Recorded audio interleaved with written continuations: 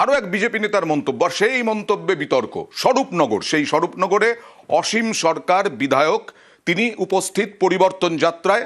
তিনি কি বললেন, ভাতা নিয়ে কি বললেন দেখুন। এই যে সরকার, বিভিন্ন রাজ্য সরকার বিভিন্ন ভাতা ঘোষণা করেছে, সেই ভাতা নিয়ে কি বললেন দেখুন।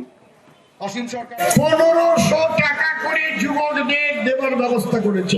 ভাতা ভাতা, আচ্ছা এই ভাতা যদি জীবন ভরে পায়, সে কোনোদিনের ভাতার হতে পারবে? বিয়ে করতে পারবে? তাহলে ভাতা পেয়ে ভাতার হওয়া যায় না।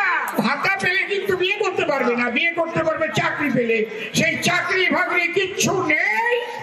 কথা বলবো অনুপমের সঙ্গে। অনুপম, তাঁরই দলের বিভিন্ন নেতা, তাদের শীর্ষস্থানীয় নেতৃত্ব, তারা বলছেন 26-এ বিধানসভা জিতলে পরে তারা এই ভাতা আরো বাড়াবেন।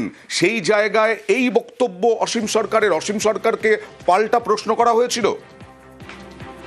হ্যাঁ দেখো, এই যে অসীম সরকার এই যে পরিবর্তন সভায় যে উপস্থিত ছিল, তিনি কিন্তু এই যে বক্তব্য দেওয়ার পরেই কিন্তু তার যে দলের ভেতরে কিন্তু গুঞ্জন শুরু হয়ে যায় এবং তিনি কিন্তু তারপরে সেখান থেকে কিন্তু তিনি চলে যায়। আচ্ছা, তিনি বক্তব্য দিতে উঠে এই ভাতা প্রসঙ্গে যুবক যুবতীদের নিয়ে যে কুরুচিকর মন্তব্য করেছেন, তারপরেই কিন্তু তার দলের যেসব স্থানীয় নেতৃত্ব যারা ছিল বা তার দলের অন্য যারা ছিল, তারা কিন্তু ব্যাপারটা বুঝতে পারে এবং তাকে যখনই বলে সে তখনই কিন্তু সেখান থেকে চলে যায় এবং যার কারণে তাকে এই নিয়ে কোনো প্রশ্ন করা যায়নি। তবে এই নিয়ে কিন্তু সেইখানে যে যুবক যুবতীদের স্থান পর্যন্ত সেই মাইকের আওয়াজ দিয়ে পৌঁছিয়েছিল, তারা কিন্তু রীতিমতো কিন্তু ক্ষোভ প্রকাশ করেছে যে একটা যুবক যুবতীদের সম্বন্ধে এইরকম কুরুচিকর মন্তব্য একজন বিধায়ক হিসেবে কি ভাবে তিনি করতে পারলেন, যেখানে কটাক্ষ করতে ছাড়বে না খুব স্বাভাবিকভাবে। দেখুন কি বলছেন।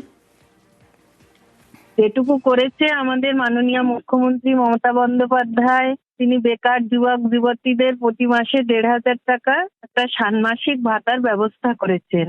সেইখানে দাঁড়িয়ে উনি যদি এইরকম ধরনের ভাষা ইউজ করেন, উনি একজন বিধায়ক হয়ে যদি এই ধরনের ভাষা ইউজ করেন, তার জবাব দিয়ে দেবে বাংলার মানুষ, স্বরূপনগরের মানুষ সামনে বিধানসভা নির্বাচনে।